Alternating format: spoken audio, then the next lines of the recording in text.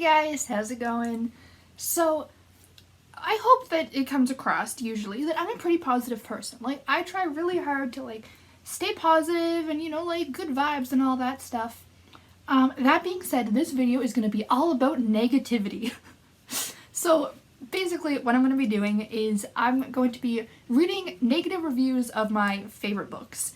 I know this has been done a lot of times before. I don't know if there even was an original or if it's just a bunch of people just on their own individually came up with this idea. If there was one person that created this idea, let me know and I'll definitely give credit. The first person I saw doing it was Paperback Dreams. So yeah, that's basically what I'm going to be doing. So I'm going to be going onto Goodreads, picking out my 5-star books, and basically going through and reading the 1-star reviews of them. A couple quick things. Obviously, everybody's opinion is valid. We all have different likes and dislikes, and something I love you might hate, and something you love I might hate. I'm not saying that any of these people are, well, I don't know, I haven't read them yet. Maybe some of them will be wrong. But yeah, I'm not saying, people aren't allowed to give their negative opinions. Second, I'm not going to be doing any of my friends' books. Of course, I have some other tube friends that have written books, I've rated them. This is a fun type of getting yourself worked up, it's all in fun. But I think that reading negative reviews of my friends' books wouldn't be fun. I don't know, I don't want to know. And let's see how this goes. Alright, so we're going to be starting off with Eye of the World by Robert Jordan. This is the first in the Wheel of Time series, which I absolutely adore. By the way, I'm not going to be going into any spoilers. If there's any spoilers in the reviews, I'm not going to include those parts. Let's look for a oh, there's a 1-star right there. Okay. This is holy cow. Okay. So, also, I'm not going to be showing anybody's name because, I don't know, I don't like associating people's names with negativity. Is that just me? Either way. But look, you can't quite see it, but look how long this... It's still going. So this person apparently hates this book.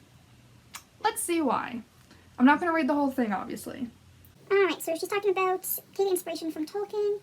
Okay, after that the doors were flung wide and the next to profit off the scheme was Robert Jordan. Of course I'm not suggesting it's bad to take inspiration from older authors. All authors do this, as Virgil did from Homer and Milton from Virgil and Byron from Milton. Tolkien himself drew off the Norse Otis, Welsh myths, English fairy tales, and Blake's myth-making. When a skilled author takes inspiration, they expand and change what came before, combining many influences to produce their own unique voice and vision. Jordan didn't have the knowledge of language, history, or culture to truly copy Tolkien's style, nor was he able to add a unique spin.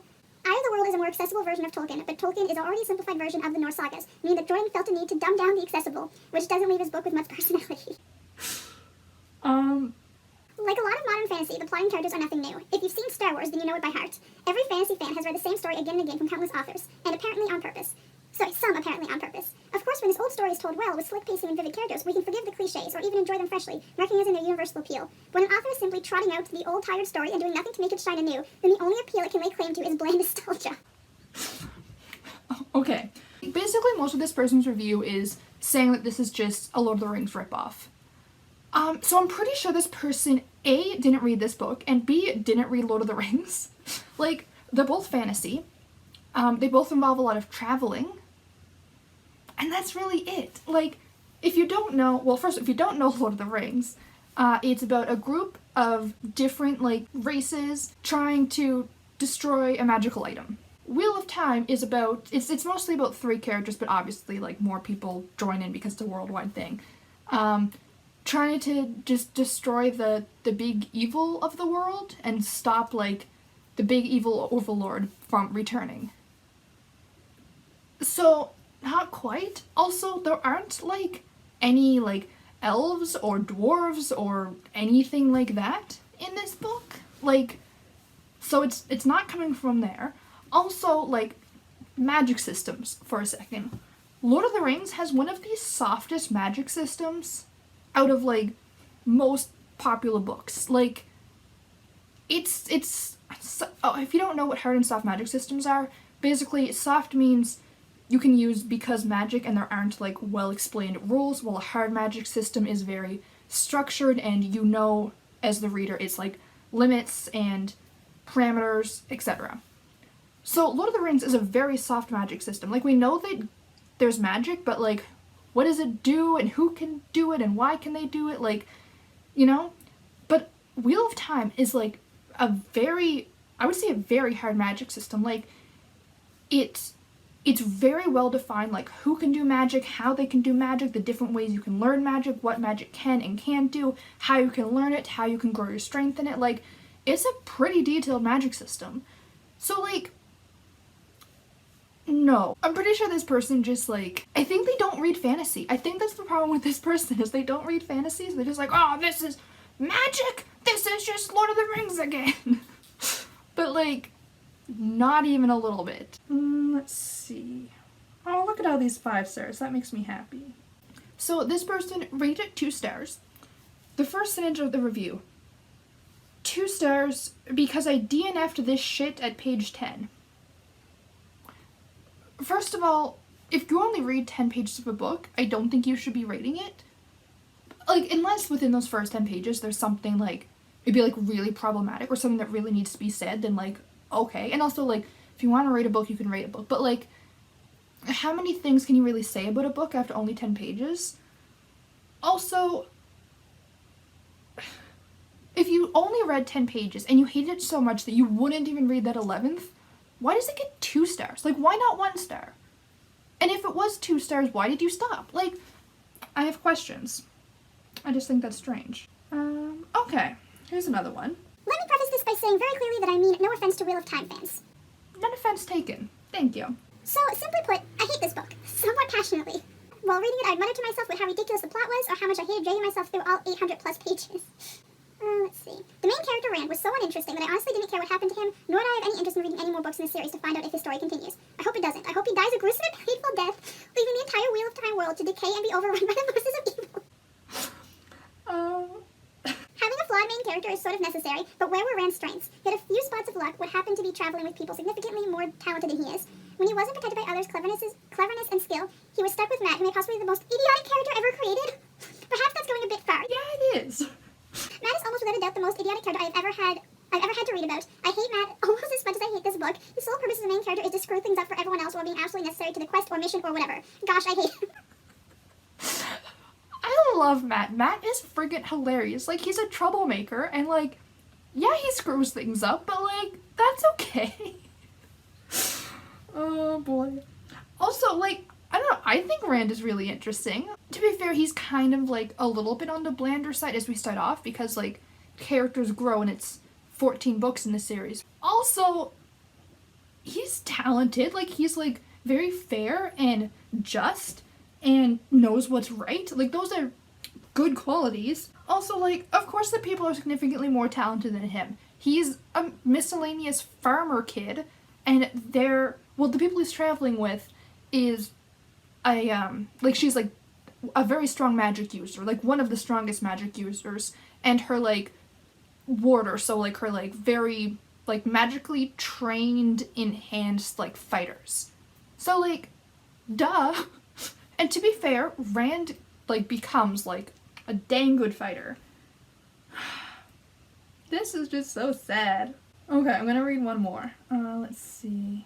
Okay, last one. Oh, this one's short. Aptly titled Wheel of Time, as in you will never get back the time it'll take you to read this 14-book, 11,000 ebook pages, milk with toast? I don't know that word. Filler-field rip-off of the Lord of the Rings.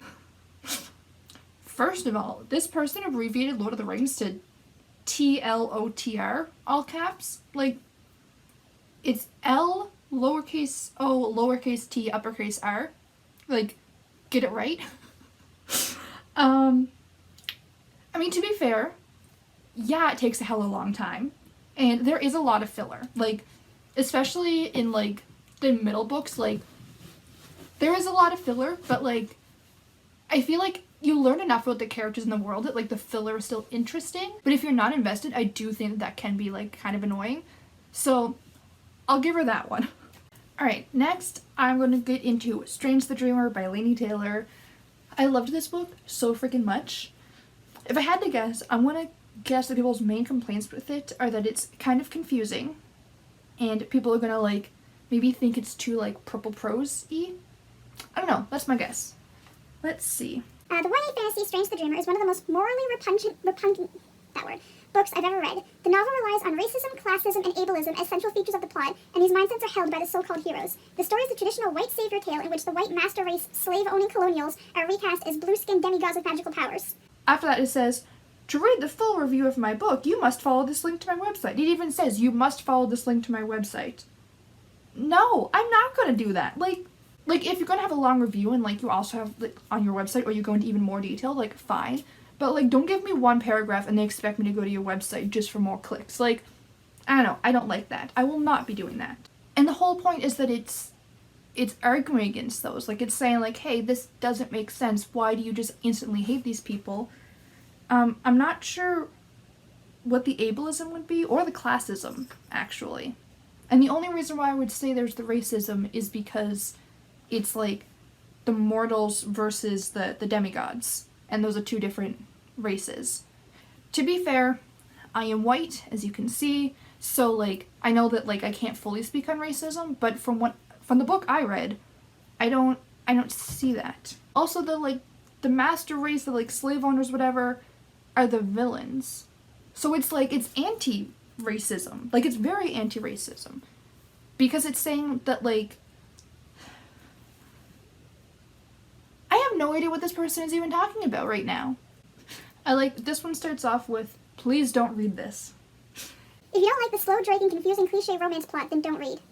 I didn't like any of the protagonists. They were both boring and none of them stood out. This book suffers from the side characters being more interesting than the main ones, and even then. I only listened to the entire audiobook because I already ordered the second one and I wanted to see what all the hubbub was about. It wasn't engaging, it described very little nonsense detail, nobody was moving the plot, and I felt it was overly pretentious. The plot happened to them. The main characters were all in love with each other. They both kept talking about, wow, I never had anyone make me feel this way. I know you were special since the moment I saw you. Of me, and then this is all in caps. Of course you thought he was special the moment you saw him. You're both main characters. Just don't read it if you don't like any of this kinds of stuff. Okay, like, it was kind of insta-lovey, but I thought it was really well written. And also, like, it explains why they felt that way, like, why it was so, like, insta-lovey. So, I disagree with that. To be fair, it is slow at times, and it is kind of confusing. Like, if you're trying too hard to understand the book right away, it's going to be confusing. So, I do like that. I don't think they were boring at all, though. Like, I thought they were fascinating. Like, I don't know. That's an interesting thought. Alright, and then the last one. I had high hopes on this one, and it started out well enough with a compelling story about a boy growing up loving learning, books, and tales of a lost city. The minute he joins a crusade from said city, the story turns choppy to me, and it wasn't long till I was bored senseless. The romance was dragged out and incredibly childish, with the lovers meeting and beautiful dreams and insta-loving. It also bugged me that there was no gray areas in the story, goodies and baddies, but nothing in between. Endless, stupid, made-up names, hate, unnecessary big words thrown in seemingly randomly, and dull long description of things that just makes it a lot less clear. Not a fan, it took all I had not to give it up, but I did do a fair amount of skimming towards the end. Okay, to be fair, if you don't like made-up names, fantasy does that a lot. So, like, I don't know. I guess that makes sense that a lot of these names aren't, like, common names that I've ever heard of before. So, if you personally don't like that, I can definitely see how that would be a problem. Unnecessary big words thrown in seemingly randomly, I disagree with. I think that Laini Taylor has a very, like, flowery, magically something, like, writing style. But I guess if you're not the kind of person that really, like, cares about, like, the writing of the story and you're more interested in the story itself, I can see how that would be a valid concern. I disagree because it's amazing and beautiful and lovely, but fine. Dull, long descriptions of things. Okay, there was a lot of description, but again, that's because that's the writing style, and I don't think it ever got dull for me. The thing that I disagree with, though, that I think this person definitely has wrong, is there were no gray areas in the stories, goodies and baddies, but nothing in between. Everybody is gray. Like, everybody. Like, I can't even argue this without going into spoilers, but, like, no. Like, one of our main heroes of the story did something super horrible, and that's how they became so heroic. And half of the story is told through the perspective of he has done this horrible, horrible thing. They do explore that more in the second book than in the first, to be fair, but, like, I don't know, I think that's, like, just plain incorrect. Like, everything is so gray in this book. Alright, and then the last one I'm going to do for today is Mistborn by Brandon Sanderson. I'm just going with the first book. I love this book so much. I love Brandon Sanderson. I love his writing style. I love like the way he creates his stories. If I had to guess, the magic system was really confusing in this at first, so I feel like that might have turned some people off. But we'll see. It was when the thief and the mage pulled out a whiteboard and started drawing a flowchart of how to conquer the fantasy kingdom that I realized, wait, I'm just reading some sad bastards D&D campaign. And that's the full review. Okay, first of all, Sad Bastards D&D campaigns are great. I don't know what you're talking about. Also, they're both thieves. Thank you very much. What's wrong with whiteboards? Like, I don't know. I think it was kind of refreshing to see them actually, like, make a plan and, like, actual proper planning. Like, maybe that's just the Ravenclaw in me, but, like, I liked that scene. Okay, fine. Juvenile. No character development. No characters I cared about. Unappealing plot. To the point. If I had read the words flared this or burned that one more time, I would have destroyed the book. I didn't care about the plight of the ska. I didn't hate the nobility. I didn't hate the Lord Ruler. Okay. I wasn't drawn in by the mystery of what the Lord Ruler defeated. There was never any doubt about whether the protagonists, can you even call them that, would win. I was not attached to any character in the least. The political intrigue, can you really call it that, was worse than what Glencook vomited up in the tyranny of the night. It consisted of gossip at dances. No character paid any price for anything of consequence in this book, except for maybe one, and even that was a big meh. I do understand what they mean about the flaring and the burning being like overused words, but that's because that's how you use magic.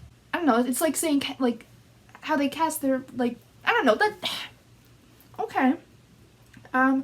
Didn't care about the plight of the ska. I did. Didn't hate the nobility. I can see that because I feel like you could kind of tell that like it wasn't all like black and white, like they're not all bad, they just happen to be rich and therefore not know enough about how corrupt the world was, if that makes sense. So like I can see that. But didn't hate the Lord Ruler? Excuse me, first of all, his name is Lord Ruler. Like, that's an evil sounding name. And he was like mega evil. Like, he just murdered people all the time and just like, what's the word? Not assassinate, like a legal assassination. Extinguish? Execute. He just like executed people on the street for no reason. Also, it says, there was never any doubt whether the protagonist would win. Excuse me, have you read a Brandon Sanderson book? Every time you think you know something, you're wrong. Never fall into that trap with Brandon Sanderson. Alright, and the last one here. Once, a writer arose to create a new fantasy world, an interesting world, with a unique magic system that challenged the genre. He failed. Even though I disagree, and I think that he succeeded very well, that's just a very good opening line to a review, so like, good job. While the magic system is unique and one of the main focal points in reviews I've read, I found the system dull, repetitive, and full of holes, just like his plot and characters. The character of Vin is a terrible female lead, unless you really enjoy whiny, angsty brats. I do, as a matter of fact. Overall, the book has lots, and in brackets, lots and lots, of terrible dialogue, thin characters with no real defining traits, a boring magic system, and tons of plot holes. I barely got through it. I just hate not finishing books. I will not be reading additional books in the series. It is unlikely I will read additional books by Sanderson. Okay, first of all, I think that Vin's like, yeah, she's like kind of an angsty brat sometimes, but like it makes sense, and like I think she does a very good job at handling that. Like, she's a street kid who grew up with a very abusive brother and has basically been like taken into this group that just does nothing but use her and put her in danger, and like, I mean, like physical danger, and also like she's the only female there type of danger. So I don't know, I think it makes sense that she is the way she is, and she does, I think, a very good job at like being aware of that and like growing throughout the book. That's just me. I liked the dialogue, and I thought the characters had really like great defining traits. Like, that was one of my favorite things about them. If you remember in my review, like, I specifically said that I really liked how even if you would remove the dialogue takes, it'd be really easy to read like who was who. To be fair, that was more in the second and third books, but the first one I thought still did a really good job at that.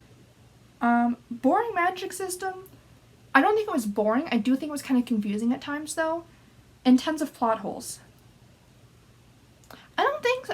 I can't really think of any big plot holes at the top of my head. I think this person is going to really miss out if they don't read more Brandon Sanderson, because Brandon Sanderson is great. and you think you know what's happening and you're wrong. And then you think you figured out what's happening and then you're wrong again. And then you think that you know what he wants you to think, so you purposely think the opposite, and then surprise, you're wrong. So I guess that is all I have for today. If you guys enjoyed this, please click the like button to let me know. And who knows, maybe I'll do more of these in the future, or like as I read like some other favorite books, maybe I'll like keep them on the back burner and like keep them in mind for if I do one of these in the future, because I'm probably, hopefully, never going to run out of 5-star books to read, and you're never going to run out of people complaining on the internet. Of course, don't forget to also subscribe to stay up to date with all of my videos and all my reading and writing and all that fun stuff. I hope to see you guys next time, and until then, have a great day. Bye!